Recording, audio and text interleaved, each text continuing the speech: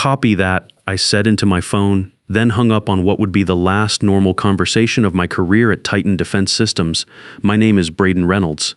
I'm 51 years old, and until 1847 hours yesterday, I was the senior operations chief managing 3 defense manufacturing facilities in Detroit that cranked out $850 million worth of military hardware annually for the Pentagon. 18 years in the Navy taught me logistics, and another 15 years at Titan taught me that keeping American soldiers supplied with reliable equipment isn't just a job, it's a mission.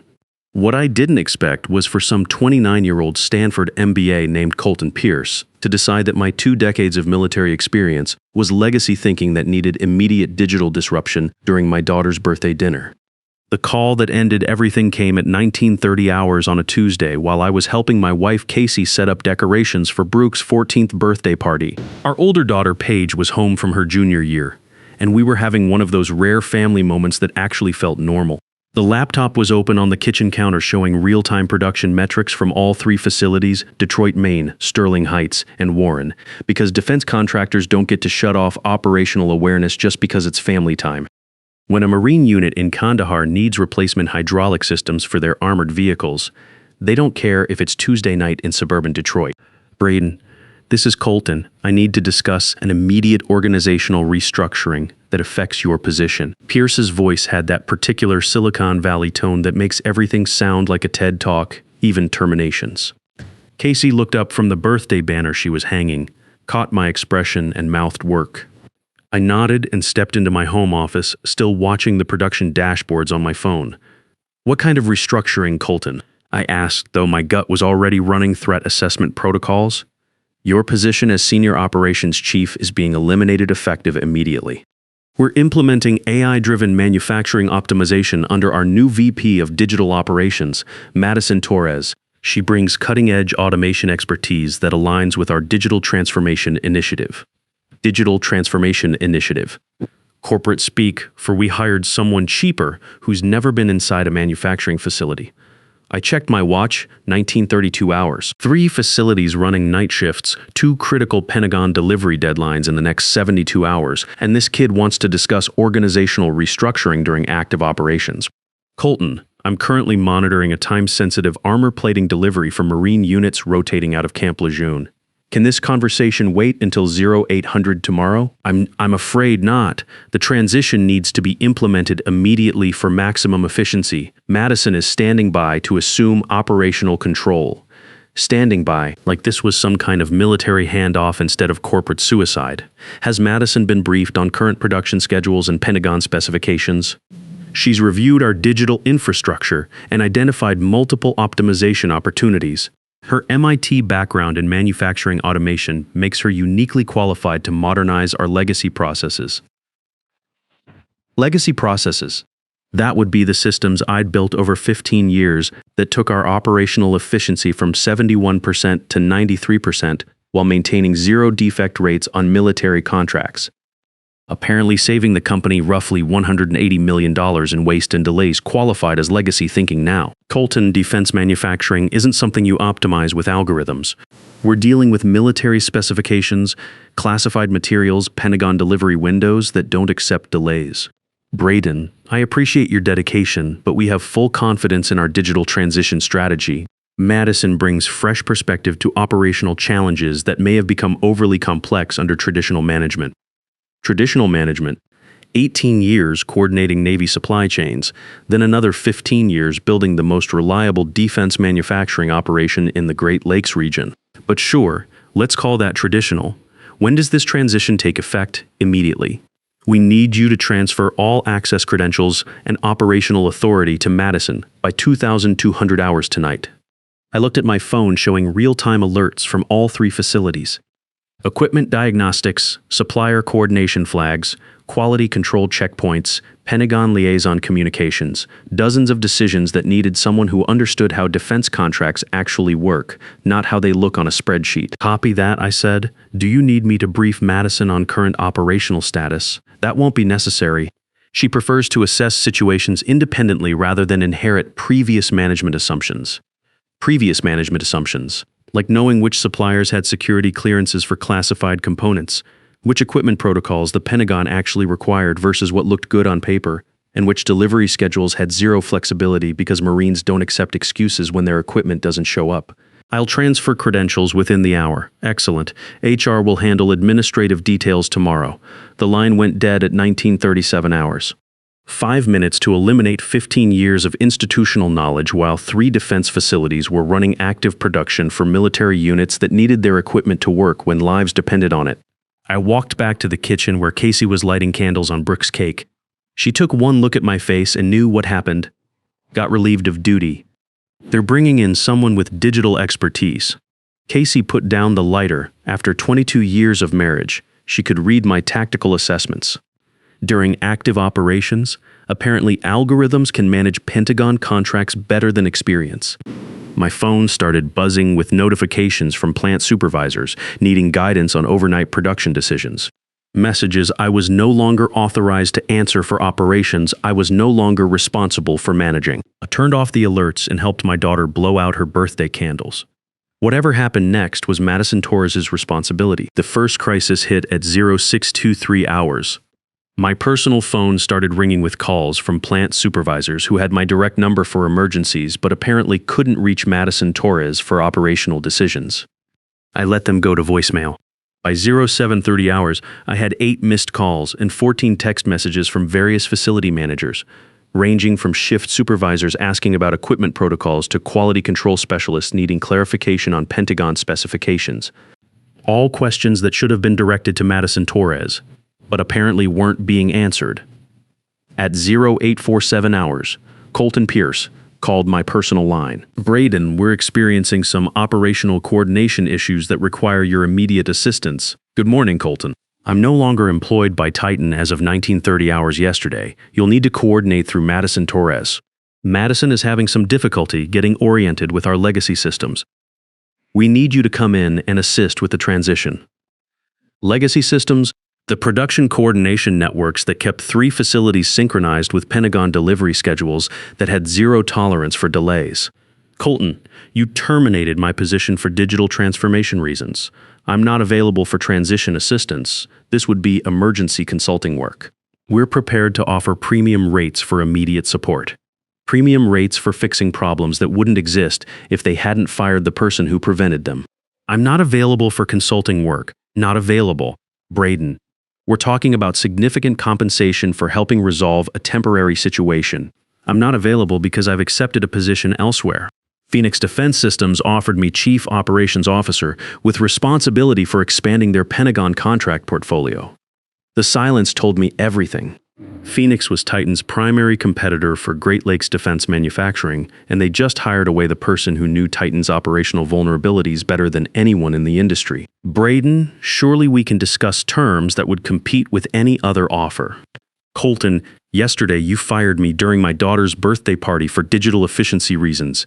Today you're offering premium consulting rates to fix the problems that decision created. Phoenix Defense understands something Titan apparently doesn't. Operational expertise isn't overhead you eliminate. It's competitive advantage you invest in. The complete collapse took exactly 18 hours. Madison Torres' attempt to optimize production schedules with AI algorithms had created what we call in the military a cascading failure. She'd tried to increase efficiency by running all 3 facilities at maximum capacity simultaneously, not understanding that Detroit, Maine produced specialized components that Sterling Heights required for their assembly processes, while Warren manufactured the testing equipment both other facilities needed for quality control. When you break those coordination dependencies, you don't get optimization. You get 3 expensive facilities producing components that don't integrate for delivery schedules that no longer align with Pentagon requirements.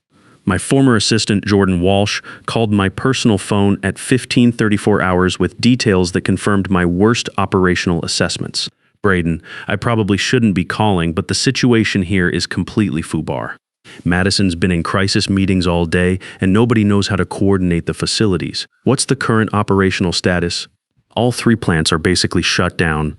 Detroit, Maine can't finish the Marine Corps delivery. Sterling Heights scrapped an entire production run, and Warren's quality control is backed up for days. But Madison keeps saying she needs time to recalibrate the optimization algorithms.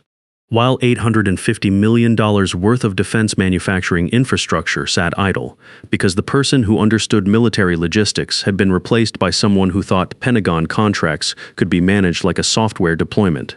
Has anyone notified the Pentagon about delivery delays? That's the worst part. Madison says we should wait until the algorithms stabilize before informing military liaisons. But Braden, we're talking about Marines who need their equipment before rotation. Marines don't accept excuses when their equipment doesn't arrive. They accept resignation letters from defense contractors who can't fulfill their obligations. Jordan, I appreciate the update, but I'm not in a position to provide guidance. I know it's just everyone's asking what you would do.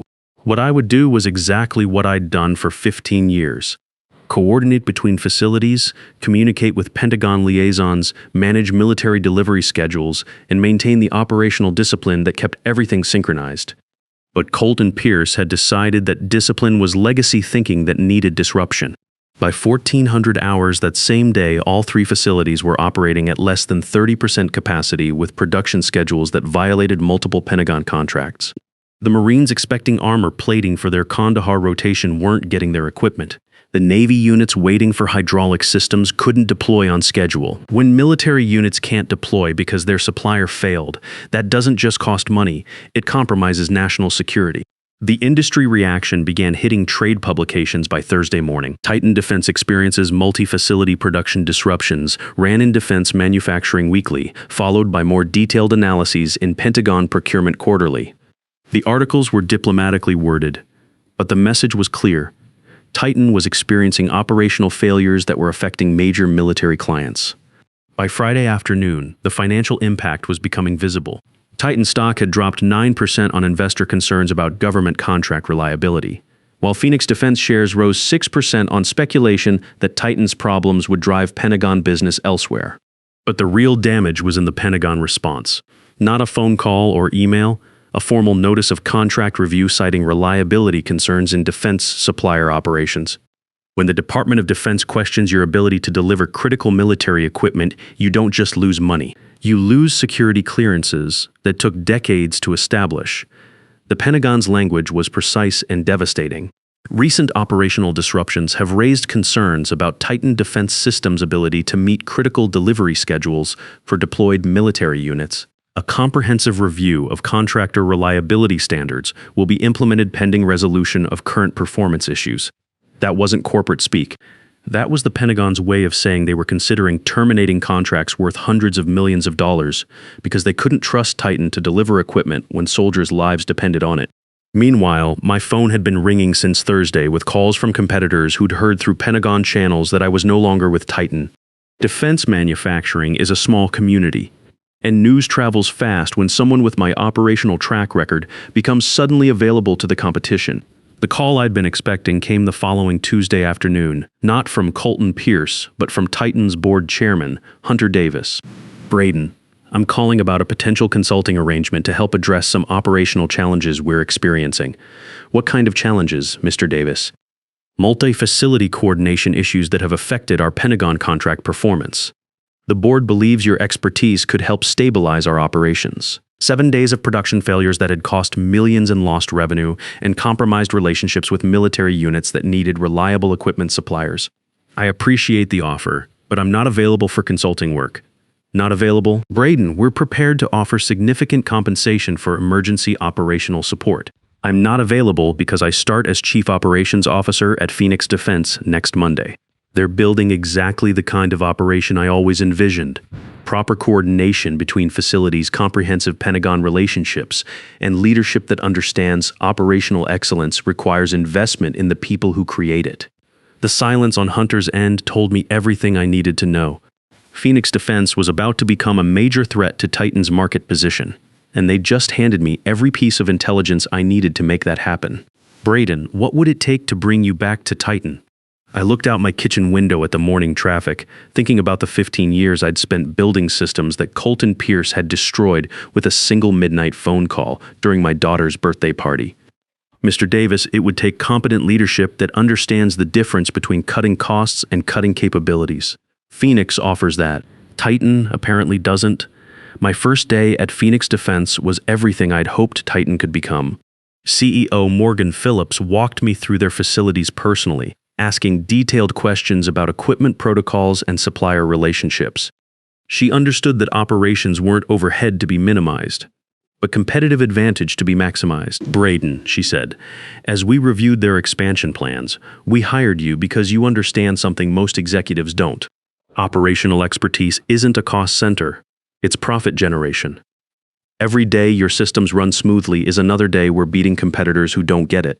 That conversation never would have happened at Titan under Colton Pierce's leadership. Phoenix gave me resources I'd never had at Titan: budget approval for preventive maintenance programs, authority to hire experienced technicians instead of lowest bid contractors, and management that asked, "What do you need?" instead of "How much can we cut?" Within 90 days, we'd implemented coordination systems I'd always wanted to try but never had authorization for.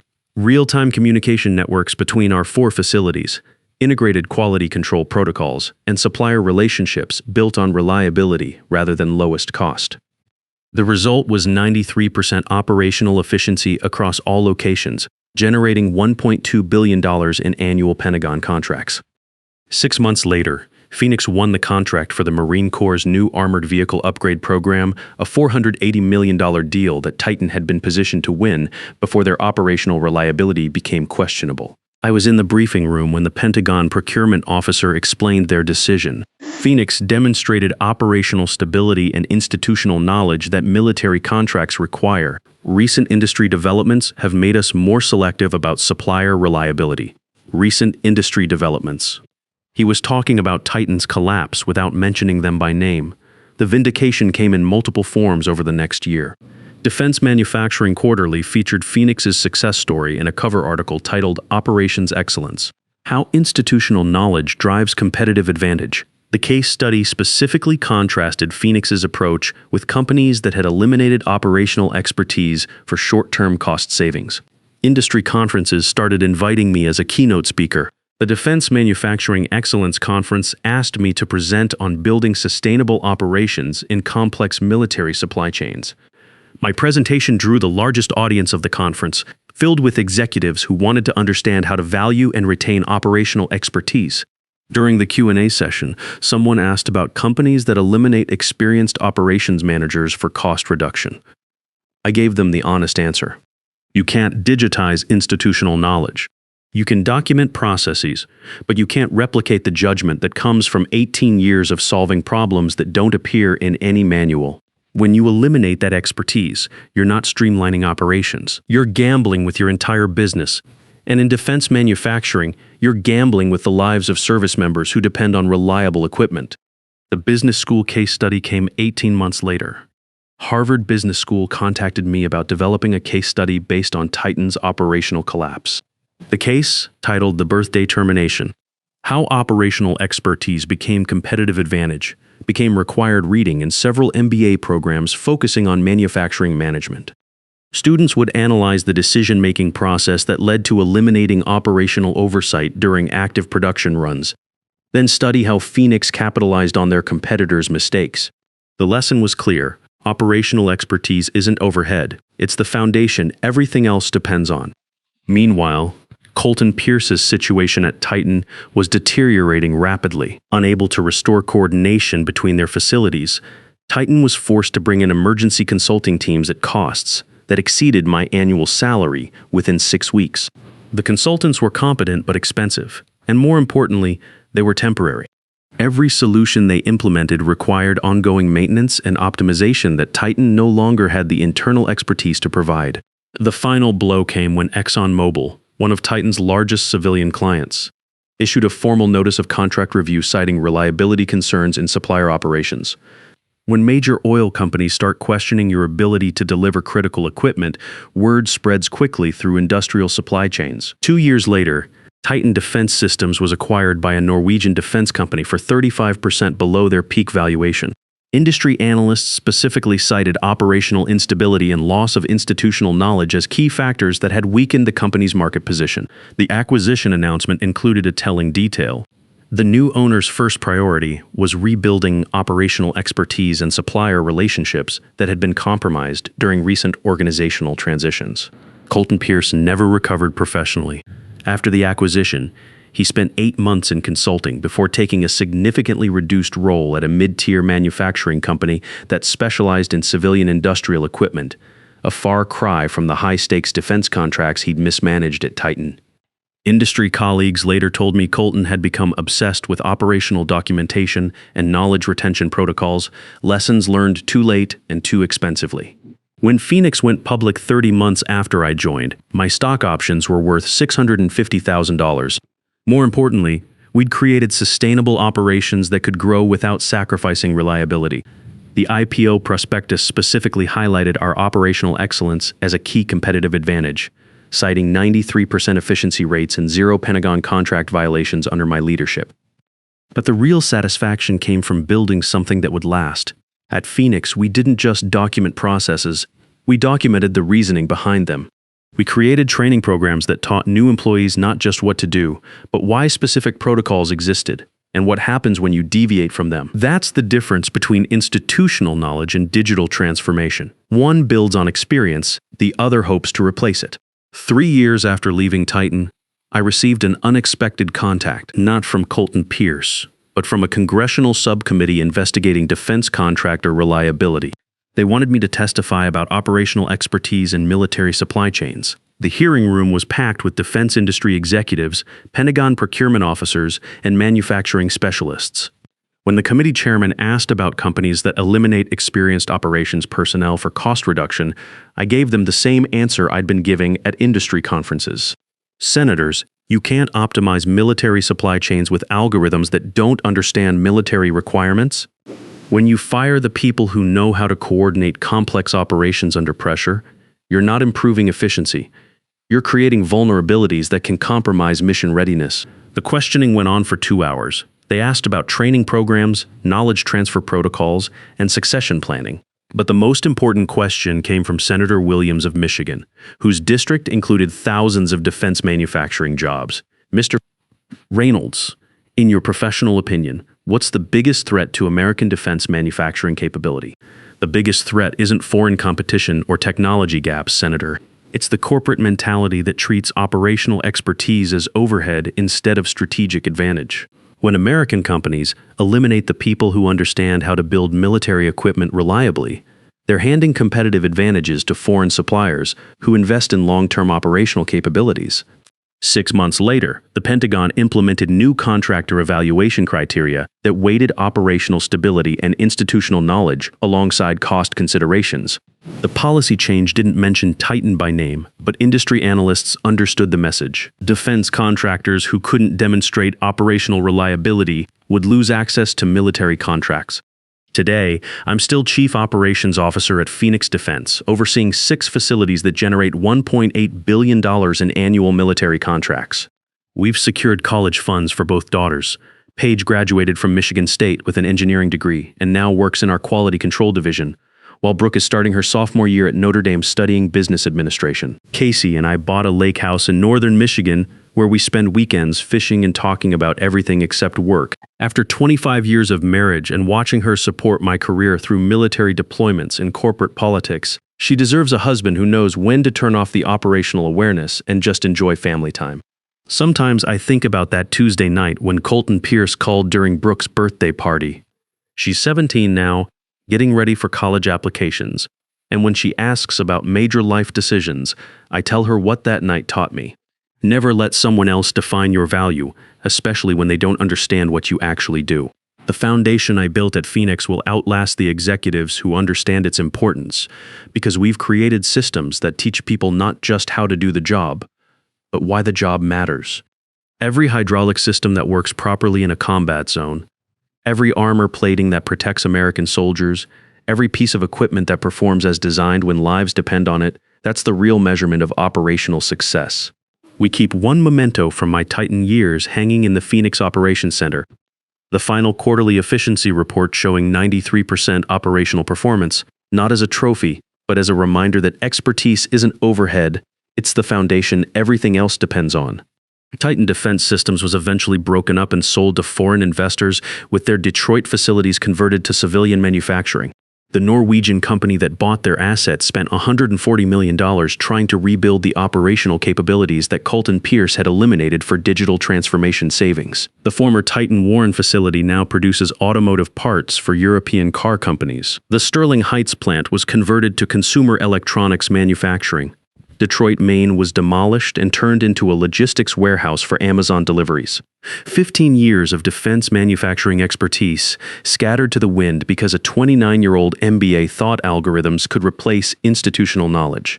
But Phoenix kept growing. We opened 2 new facilities in Ohio, hired 340 new employees, and won contracts for Navy shipbuilding components and Air Force maintenance equipment. American workers building American military hardware with the operational excellence that comes from understanding that some things can't be digitized or automated. They require experience, judgment, and the kind of institutional knowledge that takes decades to develop.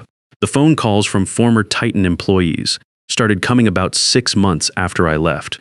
Plant supervisors, quality control specialists, equipment technicians, experienced people who'd watched their company collapse and wanted to work somewhere that valued what they knew.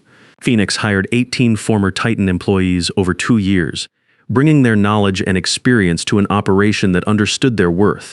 Sometimes the most expensive business education comes from learning that military logistics can't be optimized by people who've never worn the uniform or understood what happens when equipment fails in combat zones. Colton Pierce taught me that operational expertise can't be eliminated and then rented back when convenient. They fired me to modernize defense manufacturing through digital transformation. Instead, they learned that some operations require experience to understand, and some expertise takes decades to develop. The lesson cost them $850 million in operational capability, hundreds of American jobs, and Pentagon relationships that had taken 15 years to build. But it was invaluable education for everyone who learned that eliminating operational expertise doesn't optimize anything. It just ensures that your competitors will profit from the military contracts you can no longer manage reliably. And sometimes, that's exactly the education the market needs to provide. In the end, they didn't fire me for being wrong about operations. They fired me for being right about what they couldn't afford to lose. The most dangerous employee isn't the one who makes mistakes. It's the one who prevents disasters you never see coming.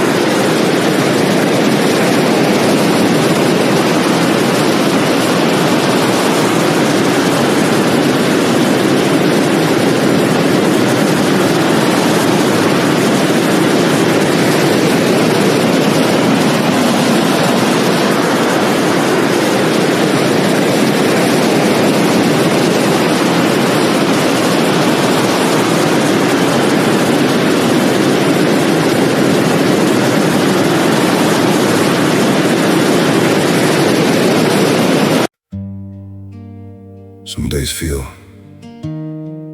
off, like I'm standing but still falling. A little pain, a little tired, and no one to tell it all to. There are days that feel unsteady, like I'm drifting out of place. Every step just feels so heavy, with a smile I have to fake.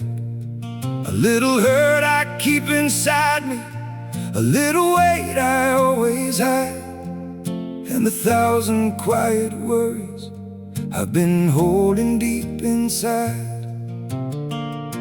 There's no one here to tell it to, no one who would understand. So I carry all these feelings like they're slipping through my hands. A little broken, little lost, trying hard to just get through. All these nights I stay awake with everything I never say to you. I keep walking through the silence like it's all I've ever known. Every crowded room reminds me how it feels to be alone. There's no one here to tell it to, no one who would understand. So I carry all these feelings like they're slipping through my hands. A little broken, little lost, trying hard to just get through. All these nights I stay awake with everything I never say to you.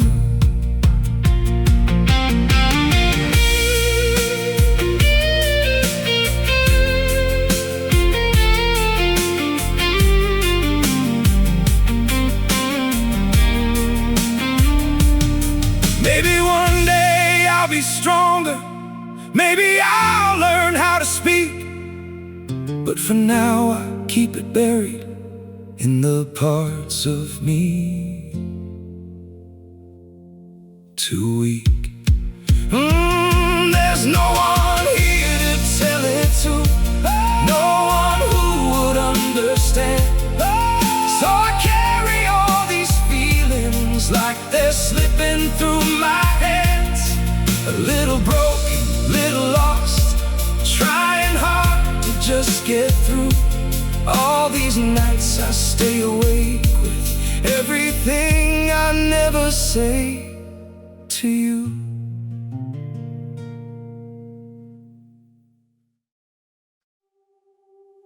I'm freezing, I'm bleeding, slowly fading away. But don't worry, I'm fine.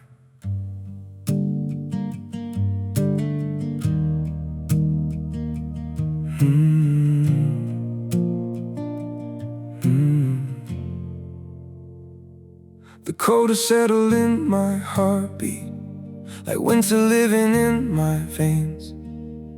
Every breath feels numb and fragile, every smile just hides the pain. I'm breaking quietly in silence, falling slow without a sound.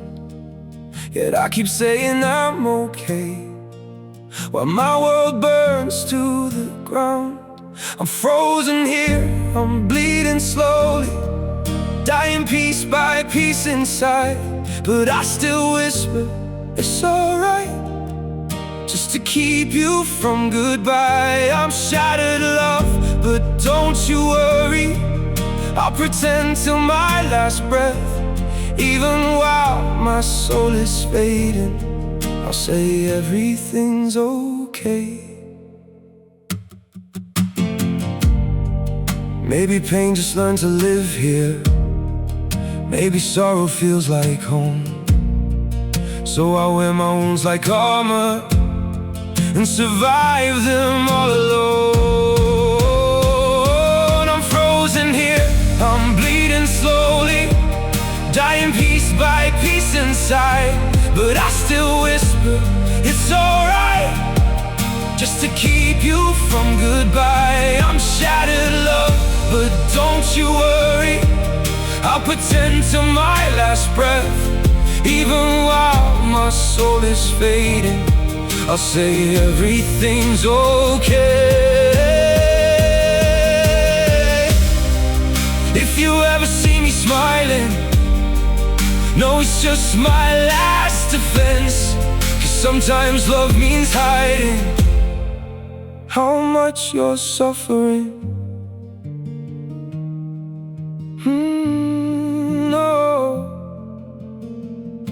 I'm frozen here, I'm bleeding slowly, dying piece by piece inside. But I still whisper, it's alright, just to keep you from goodbye. I'm shattered, love, but don't you worry, I'll pretend till my last breath. Even while my soul is fading, I'll say everything's okay. It's okay.